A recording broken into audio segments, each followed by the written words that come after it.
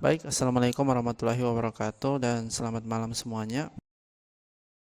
Perkenalkan, saya Fadel, mewakili SIB dalam mata kuliah Sistem Basis Data, akan menjelaskan sekaligus mendemokan terkait bagaimana sebenarnya agregasi di dalam database. Nah, sebelum kita masuk ke dalam implementasi ataupun ke dalam demo dari agregasinya, di sini mungkin izinkan saya untuk memberikan sedikit pengantar terkait materi agregasi ini. Jadi perlu teman-teman ketahui bahwa berbicara tentang agregasi ini artinya merupakan satu proses untuk mengumpulkan, meringkas, menganalisis ataupun mengolah data sehingga data yang dihasilkan itu sesuai dengan demand ataupun sesuai dengan permintaan yang kita tuju. Kurang lebih seperti itu, teman-teman. Adapun agregasi dalam ERD ataupun Entity Relationship Diagram, yang mana agregasi ini digunakan ketika kita ingin merepresentasikan hubungan antara satu entitas dari sebuah relation. Dan hal ini pun berguna jika teman-teman ingin menangani satu situasi di mana sebuah entitas yang berpartisipasi dalam hubungan ataupun dalam relasi yang kompleks. Nah, terkait mengapa relasi many to many itu tidak bisa langsung diimplementasikan di dalam basis data. Secara jika kita balik lagi ke real case ataupun ke dunia nyata, banyak entitas yang memiliki hubungan many to many. Saya kasih contoh, misal di dalam sistem informasi untuk pemesanan hotel, itu satu kamar bisa dipesan oleh banyak tamu dan satu tamu bisa memesan banyak kamar. Dalam hal ini berarti untuk database-nya hanya ada data kamar dan data tamu. Namun dalam basis data relasional, kita tidak bisa langsung merepresentasikan relasi many to many tersebut. Alasannya ada 3. Yang pertama yaitu tidak ada tempat untuk menyimpan informasi tambahan. Jadi jika kita hanya menggunakan 2 tabel, otomatis teman-teman pun tidak punya tempat untuk menyimpan informasi tambahan tentang relasi ataupun hubungan tersebut, seperti mungkin informasi terkait kamarnya dan harga dan lain-lain. Kemudian kesulitan dalam menjaga integritas data. Tanpa tabel penghubung, itu sulit untuk memastikan bahwa relasi ataupun hubungan antar entitas itu tetap konsisten dan bebas dari duplikasi ataupun inkonsistensi. Dan yang terakhir yaitu normalisasi data.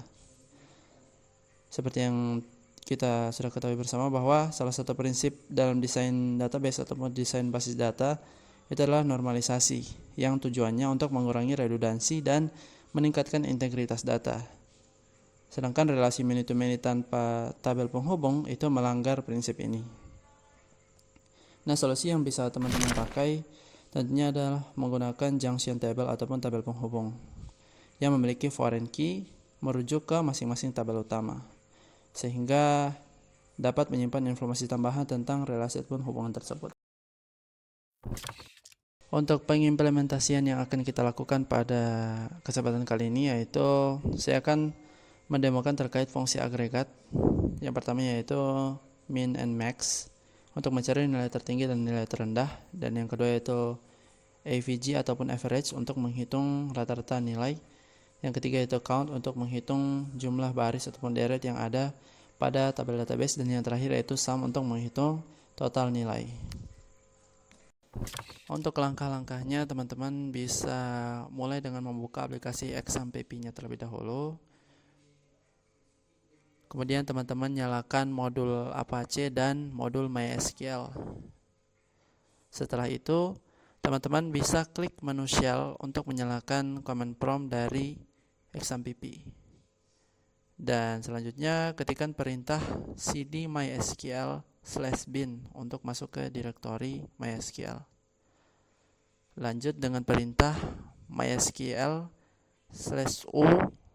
spasi root sehingga teman-teman bisa masuk ke server monitor dari MariaDB dan masuk ke direktori yang ingin teman-teman terapkan fungsi agregatnya. Contoh di sini saya masuk ke database hotel.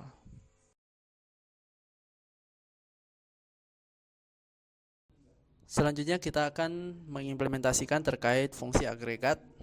Dan yang pertama kita akan menggunakan fungsi agregat min untuk menampilkan data terkait tanggal check-in paling awal.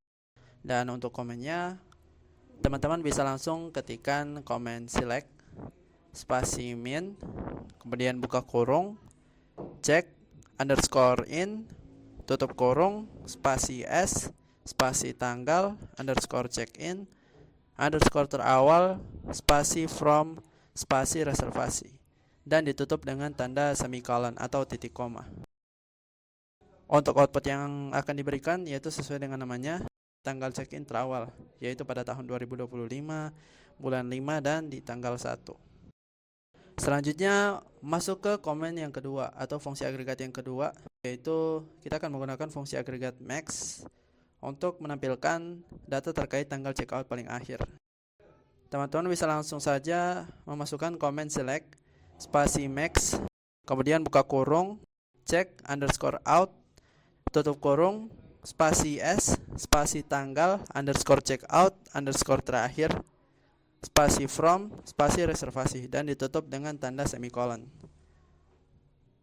Untuk output yang akan diberikan yaitu tanggal checkout terakhir tahun 2025 bulan 5 di tanggal 11. Fungsi agregat yang ketiga yaitu fungsi sum.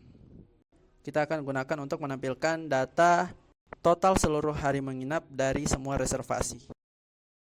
Teman-teman bisa langsung saja mengetikkan komen select spasi sum, buka kurung, date div, buka kurung lagi, kemudian check underscore out, koma, spasi check underscore in, tutup kurung 2 kali, spasi s, spasi total underscore hari underscore menginap, spasi from, ditutup dengan tanda semikolon.